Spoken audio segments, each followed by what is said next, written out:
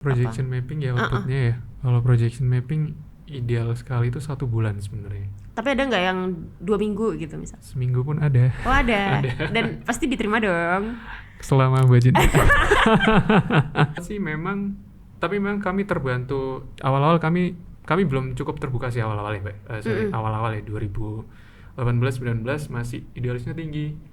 Apalagi beberapa kali dapat project kan, dapat fresh money yang lumayan ya pada waktu itu kan. Namanya orang pengen udah punya bisnis, kecenderungan untuk beli inilah, beli laptop inilah, itu kan banyak sekali Iya, ya ini kan. uang ini Aset loh ini. Iya gitu, diinvestasiin ke aset. Apalagi Terus gimana? kepalanya banyak, idealisnya kencang-kencang.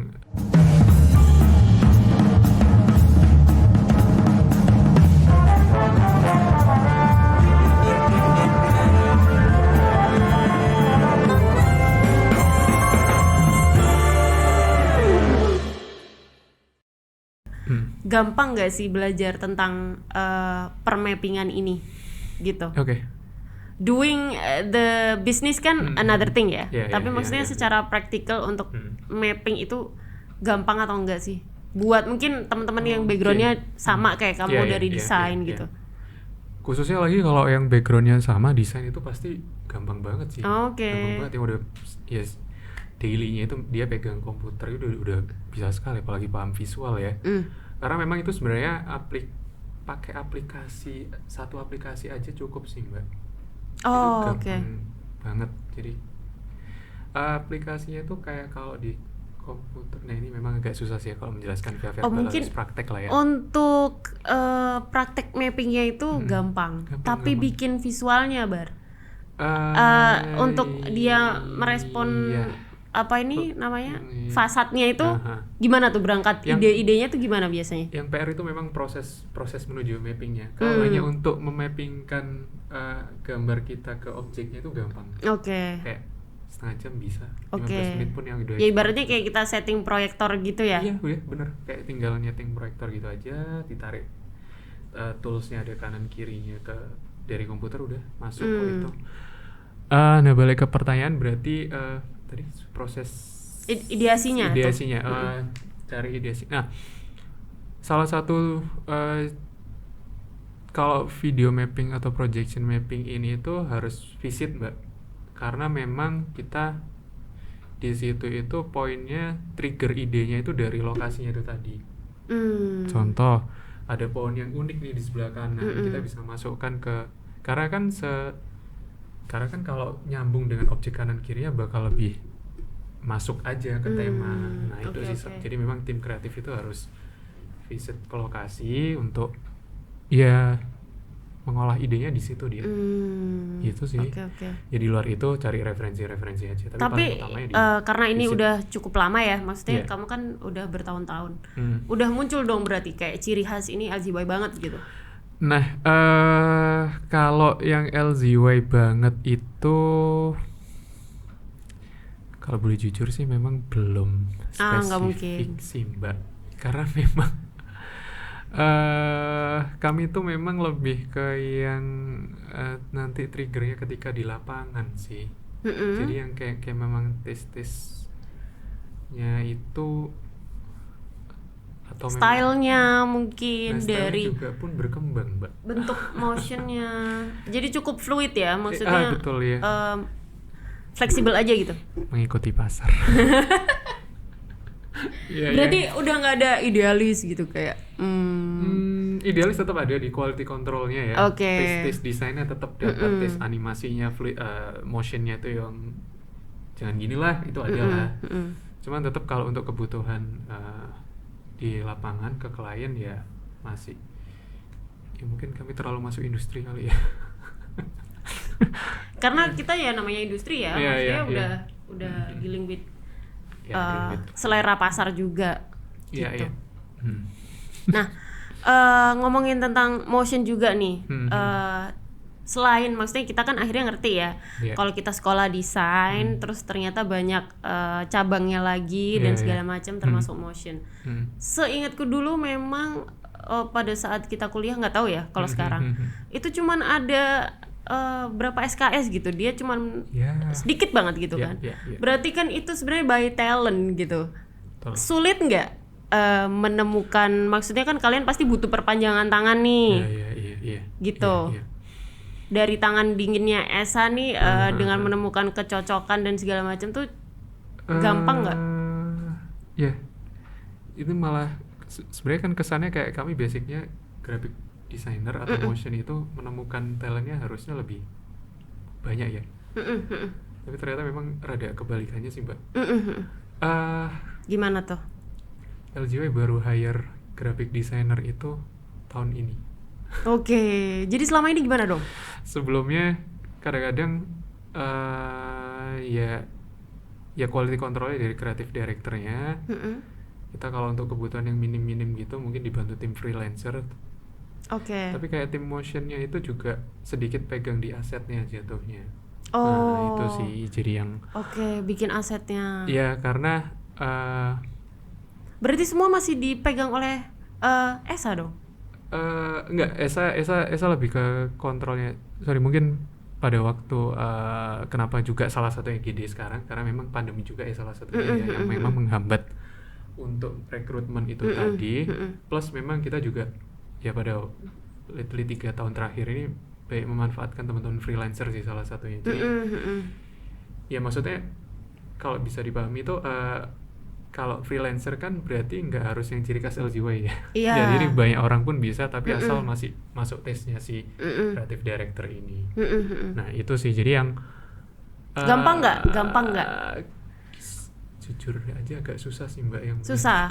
Directingnya karena juga secara online dong berarti kalau freelance. Iya. Ya itu gimana? Biar ketemu kualitas yang kamu pengen itu. You have to deal with time juga kan, maksudnya kan itu limited dan segala macam. Kadang kalian tetap memaklumi karena memang itu timeline atau tetap pengen ngejar sampai quality yang pengen dicapai. Karena kita kuncinya ada di event ya. Jadi ya udah event kan kayak ada satu tembok tanggal tersebut ya. Jadi mau nggak mau batasnya itu. Jadi tetap on schedule harus dengan hasil apapun karena memang ya main event. Tapi nggak pernah berarti ya ketemu talent yang jauh di bawah ekspektasi gitu? Kalau yang jauh sekali enggak karena mungkin kita melihat dulu ya karena memang dikurasi dulu ya dari portofolionya. Terus ada tes progress juga kali ya kalau dari Esa tuh. Jadi progress pertama kok kayak enggak banget gitu langsung di cut karena memang nggak masuk ya itu sih. Jadi berarti main ya udah langsung main cepat gitu ya? Main cepat harus kurasi di awalnya yang memang ini oke, ini lanjut, ini enggak ya udah karena kalau memang sudah mepet akhir ya yang PR nanti kita aja dong. Berarti aset motion gitu dikerjakan oleh orang yang berbeda ya? Ya, ilustrator ada sendiri, sketch ada sendiri, ngilus. Jadi awalnya dari sketsa dulu, series storyboard ditransfer ke teman-teman aset dan masuk ke teman-teman motion. Ya, itu makan waktu berapa lama Bar? Kayak misalnya nih aku sekarang hire kamu, terus idealnya itu berapa lama sih aku bisa dapat itu? Projection mapping ya outputnya ya. Kalau projection mapping ideal sekali itu 1 bulan sebenarnya. Tapi ada nggak yang 2 minggu gitu misal? Seminggu pun ada. Oh ada. Dan pasti diterima dong. Selama budgetnya. Ya, selama budgetnya ada dan bisa kami bantu arahkan desainnya dan motionnya ya kenapa tidak? Iya, tapi satu hal yang aku pelajari juga ya, maksudnya selama berbisnis di dunia desain ini, sebenarnya memang kenapa klien itu kita cas dengan harga yang cukup tinggi karena bayar waktu kerja kita yang cepat, ya kan, semakin kita berkualitas gitu ya, kayak tim LZY gitu, dia udah jago kayak gitu, akhirnya ya 1 minggu juga dijawab dan nggak mengecewakan juga gitu kan. Kadang-kadang kita dealing terlalu panjang di harga dan segala macam, sedangkan ya memang sebenarnya yang dibayar adalah kemudahan itu gitu. Betul. Value di pekerjaan cepat dan komunikasi itu sih yang melanjutkan itu tadi sih Mbak. Memang rata-rata yang berani untuk nge-hire kita di waktu yang mepet itu memang klien-klien yang udah pernah kerjasama, jadi repeat order, jadi sudah memahami LZW ini mampu kok dalam waktu yang mepet untuk mengerjakan ini. Jadi lebih ke klien-klien yang sudah lama sih yang berani mepet-mepet gitu sih. Nah, aku kan cukup jarang nih ya Bar untuk melihat aksi mapping sendiri gitu ya, maksudnya untuk di maybe opening gedung atau apa acara tertentu gitu. Itu durasinya berapa lama sih Bar? Biasanya kamu bikin motion itu berapa lama? Oke, jadi kalau kebutuhan event sendiri kami biasanya itu memang menyarankan menghandle semuanya selama event berlangsung. Dari awal sampai akhir. Ya harus, kalau memang temanya udah video mapping ya. Oke. Karena kan kalau nggak diisi video mapping bakal putih atau kosong. Jadi kayak langsung drop gitu drop ya. Banget, ya. Tapi memang ada beberapa yang spesifik nge-hire untuk kebutuhan brand activation, brand moment, opening event. Nah itu idealnya memang kalau yang untuk kebutuhan momentum itu, yang untuk utama-utama itu harusnya di bawah 2 menit. Karena ngejar momennya. Bagusnya malah 1,5 menit. Karena kan ngejar jedernya ini tuh sekali tarikan aja. Kalau udah melewati itu bosen jatuhnya. Kecuali memang ada kebutuhannya itu untuk company profile yang memang ada story-nya, itu beda lagi. Tapi memang untuk mengejar momen itu disarankan di bawah 2 menit. Kalau untuk activation event lagi itu paling nggak 5 menit lah, jangan 10 menit. Lebih ke sayang sih nanti konten lainnya tuh nggak didapetin sama audiensnya. Oke. Aku jadi kepikiran Bar. Kamu ngerasain nggak perbedaan market di awal kamu berdiri dan sekarang gitu, demand-nya itu berubah nggak? Iya. Lebih ke gimana sih trennya sekarang? Orang-orang tuh rata-rata minta yang seperti apa? Dulu sih memang, kalau dulu itu sebenarnya paling nggak itu ada dulu lah, bikinin dulu mapping. Mas, paling nggak tempat kami atau gedung kami itu Mas proyeksikan dulu. Karena memang ya berjalan sama tren lah ya. Dulu sih Mbak, karena konten yang menurut kami dulu itu kontennya B aja itu audiens sudah wow gitu. Karena mungkin dulu juga ya orang masih belum terlalu familiar dengan kreatif industri gitu. Iya betul, projection mapping juga jarang, bisa dihitung lah beberapa kali kalau ada event itu. Nah kalau yang sekarang klien udah paham, jadi dia udah tahu fasadnya, maksudnya dekorasinya bakal seperti apa, kebutuhan animasinya seperti apa, jadi sudah masuk ke bagian kreatifnya malah. Jadi udah lebih spesifik pengennya betul, apa? Iya, taste-nya, warnanya, gitu sekarang udah. Nah sekarang kebanyakan tren desainnya tuh seperti apa sih? Kalau yang sekarang vibrant sih Mbak, masih ya. Colorful gitu. Ya, yang warna yang bright. Karena mungkin butuh penekanan khusus. Sejauh yang klien yang pernah ya, kalau setahu saya ya, yang vibrant, yang bright gitu, memang ya karena memang untuk mengekspos brandnya sih ya kalau kebutuhannya. Tapi ya memang harus diramekan karena kan layout projection mapping sendiri tuh ada layout khusus. Karena ya gak segampang logo jangan terlalu ke bawah lah, gak bakal kelihatan kayak gitu. Itu juga harus dibarengi sama itu sih. Gitu. Oke. Berarti sekarang gimana tuh? Ngerasa udah punya kompetitor belum? Kompetitor sih pasti ada sih Mbak. Lebih banyak atau? Lebih banyak pastinya. Lebih banyak? Yang sekarang nyemplung di industri video mapping sendiri. Ya tapi kalau memang bisa share ya si kompetitor video mapping ini, karena memang masih bisa dihitung jari ya yang se-Indonesia, maksudnya yang kita kenal dan sering berkomunikasi tuh ya. Jatuhnya memang sekarang lebih ke partner sih Mbak. Kolaborasi gitu ya. Kolaborasi serius. Jadi karena kenapa?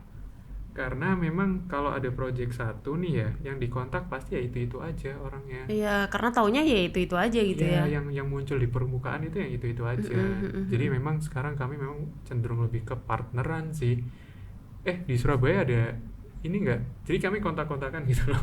Kemarin ada yang kontak di ada komunitasnya nggak sih untuk mapping sendiri? Kami ada grupnya gitulah. Ada grupnya untuk bahkan ini terima kasih banget buat namanya Yogyakarta Video Mapping ya. Mereka tuh mengadakan kayak festival video mapping yang setahun sekali, ada di Malioboro. Jadi kumpulan berbagai artis gitu kah atau gimana? Ya, jadi itu barengan sama Arjok. Timelinenya kadang-kadang bareng, kadang-kadang mereka sedikit lebih 1 bulan lebih ya. Tapi rata-rata barengan sama Arjok. Itu kayak seru sih, jadi ada kayak gathering artis-artis video mapping di situ se-Indonesia, dari Bandung, Jakarta, Bali, Jogja itu sendiri, Malang, Surabaya. Berarti ya masih banyak aktivitasnya ya di Jogja ataupun di kota besar lainnya ya. Jogja yang kemarin. Kalau di Surabaya gimana, Bang? Mewadai. Surabaya. Gimana vibe-nya? Maksudnya orang-orangnya cukup tentang seni mapping sendiri nih gimana? Terakhir sih kalau respon dari audiens itu memang sekarang malah lagi seru-serunya sih. Gimana tuh serunya gimana tuh? Kayak kan kemarin kami beberapa bikin instalasi tuh sekarang lagi running ada. Di mana tuh?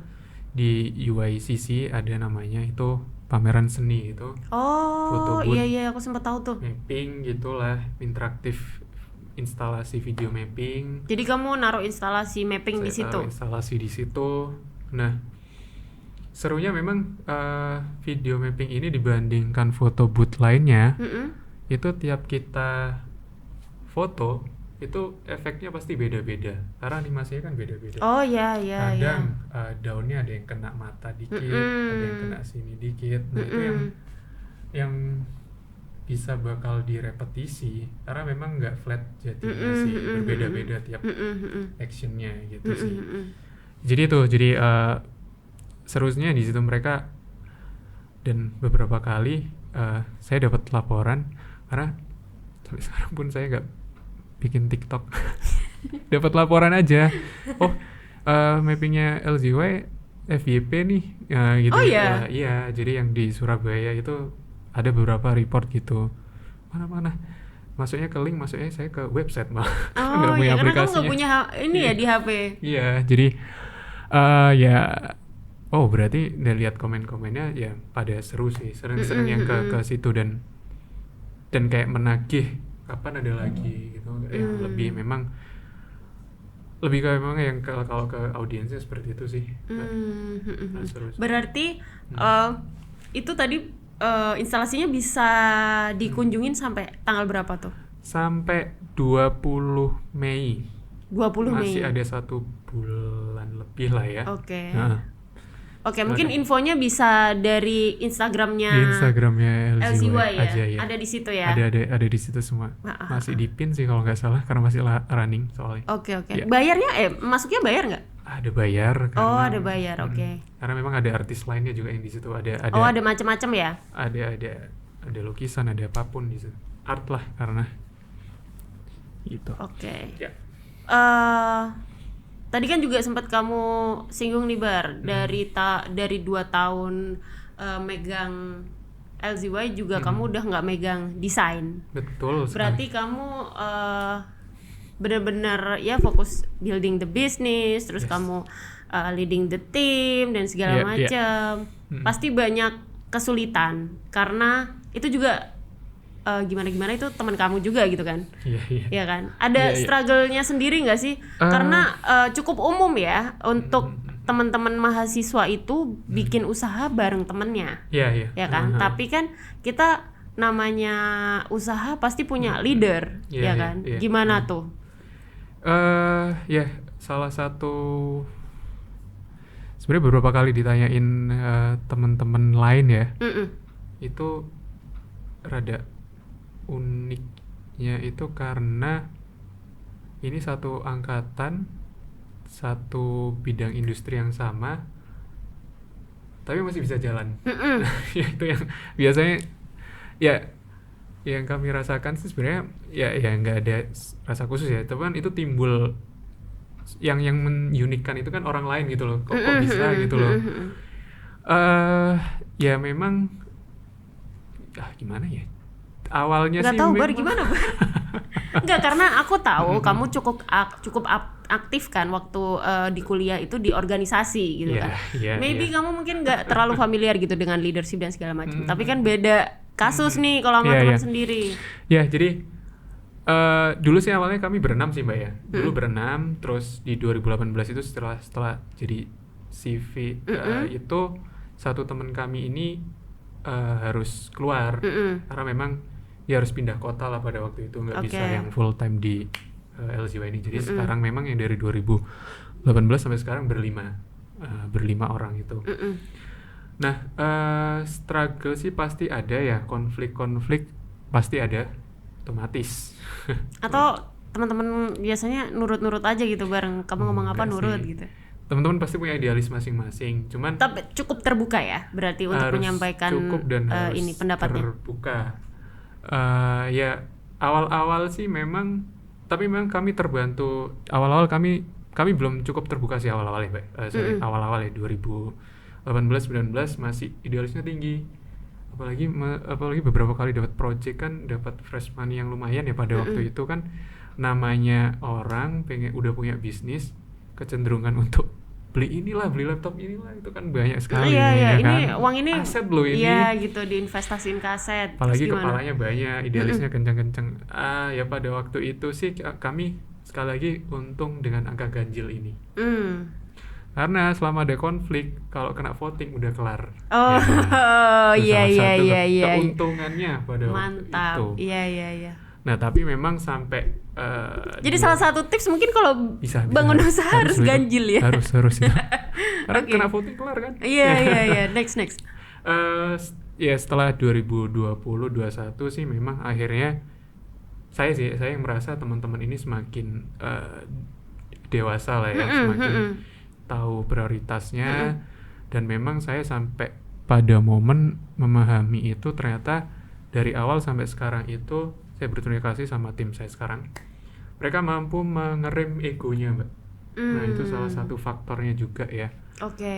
Jadi tahu limit egonya itu sampai sini dulu deh, karena untuk kebutuhan kantor pada waktu itu. Jadi saya sangat dimudahkan dengan itu, karena teman-teman akhirnya timbul ya wes lah, di voting aja atau ya wes lah gini ya. Karena memang ya wes lahnya itu ya memang kebutuhan bersama. Nah tapi Bar, di balik ya wes lah itu kan kamu memutuskan ya kan, untuk mengambil keputusan itu berat nggak?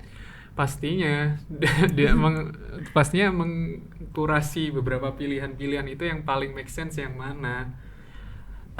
Tapi memang sampai sekarang itu Mbak, yang salah satu yang bisa men-tackle itu semua atau meng-cut agar votingnya jadi opsinya jadi 2 lah ya, contohnya itu selama ada data-datanya sih. Selama ada datanya, selama itu bukan asumsi pribadi aja, itu selama bisa diterima logika, teman-teman juga pasti akhirnya menerima sih. Iya. Jadi nggak berdasarkan perasaan ya. Iya itu. Yang perasaan ada lah kanan kiri, tapi kalau selama dia dikasih data, ya udah. Ya udah. Sip. Ya, itu sih salah satu. Karena mungkin perubahan juga dari pelajar dari mahasiswa terus jadi lebih dewasa sekarang ya. Jadi kita ngambil keputusan segala macam juga ada pendukungnya juga ya, ada data pendukungnya juga. Sip. Ya. Ini sedikit juga memang karena nggak tahu ya kalau di kampus lain ya, kalau di ITS kan risetnya sangat kuat sekali. Apakah karena itu jadi mindsetnya kami itu memang harus ada data dulu, atau memang saya spesifik dulu suka sekali dengan kelas statistik atau metode riset desain itu,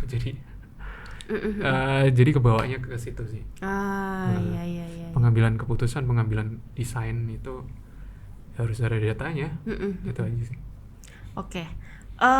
Tapi aku jadi berpikir berkesimpulan nih Bar, sebenarnya dari awal kan kamu bilang nih ya kita iseng sih Mbak, iseng, beruntung, iseng gini. Tapi menurutku tetap kuncinya nih, kita kalau mau lanjut, menurutku ya itu tadi ya, karena kalian 5 orang ini menurutku berkah sih, karena nggak gampang untuk bisa kita ketemu tim yang jalan terus gitu, maksudnya kompak, ngambil langkah yang sama, terus kayak konsekuensi dan itu semua ditanggung bareng tuh nggak gampang gitu kan. Nah, jadi menurutku itu semua bukanlah iseng, karena kalian semua sebenarnya punya keseriusan di dalam itu gitu loh.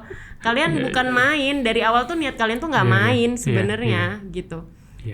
Dan pendahulu kalian tuh apa namanya? TYP ya. Nah kan Mas Arman juga di situ kan. Aku sempet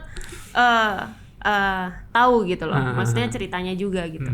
Karena ada faktor rajin nih di LZY ini, ada faktor rajin gitu loh.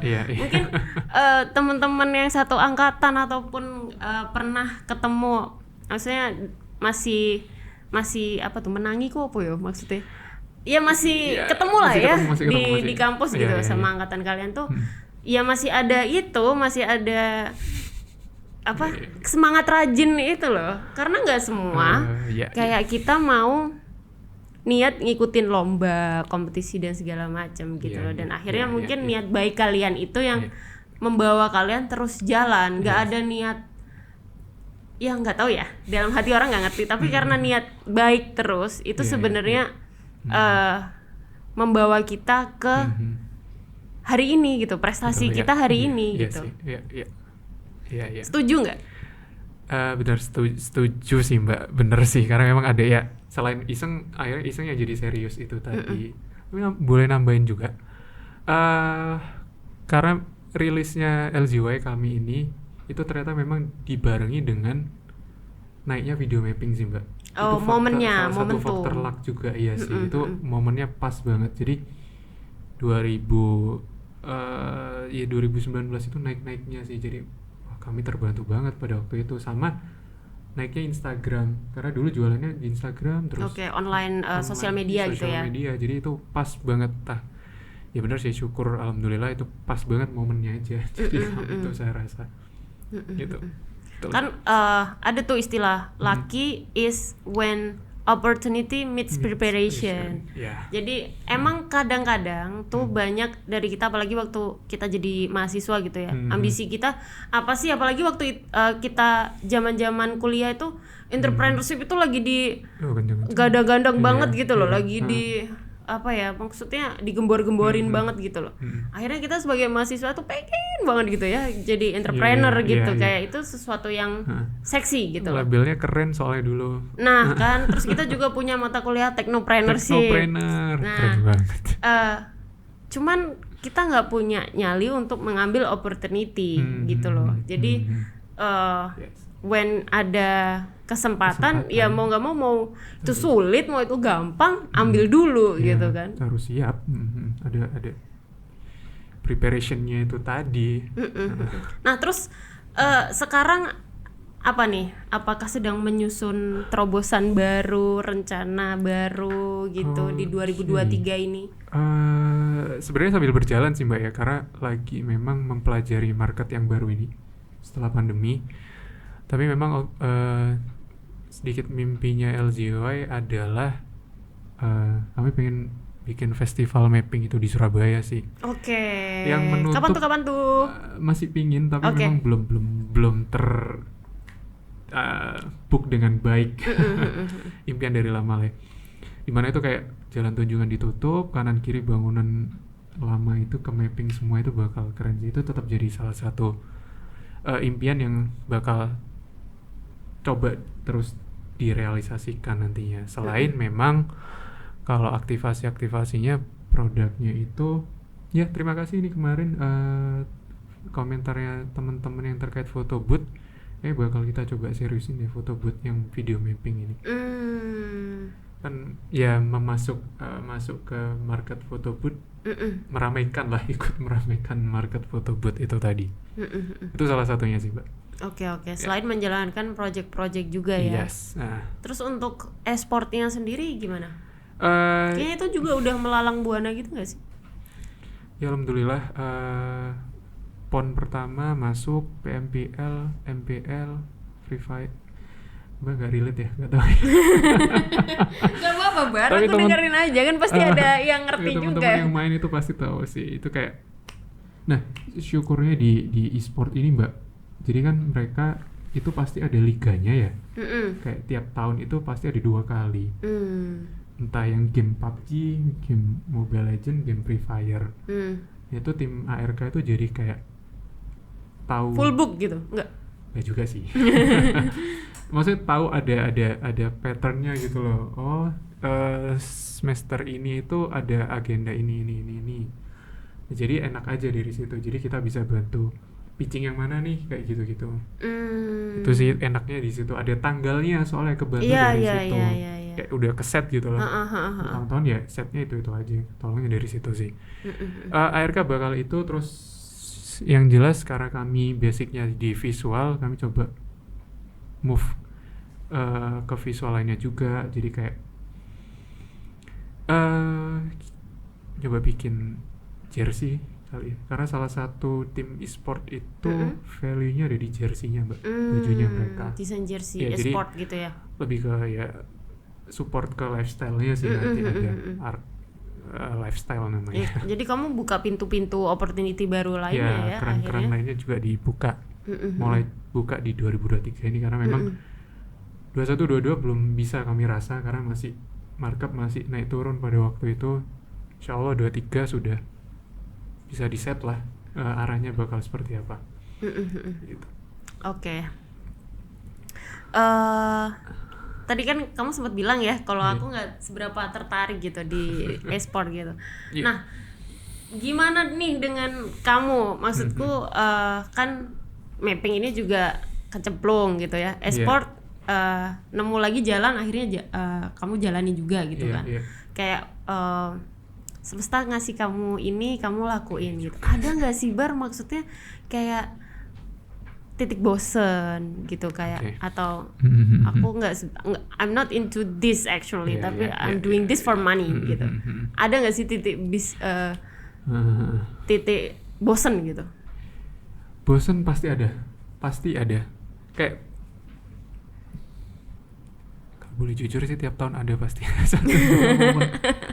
satu dua momen ada lah, karena kan ya kita dipaksa untuk berinovasi terus karena kan kenceng banget sih sekarang ini dunia industri digital ini apalagi visual ini.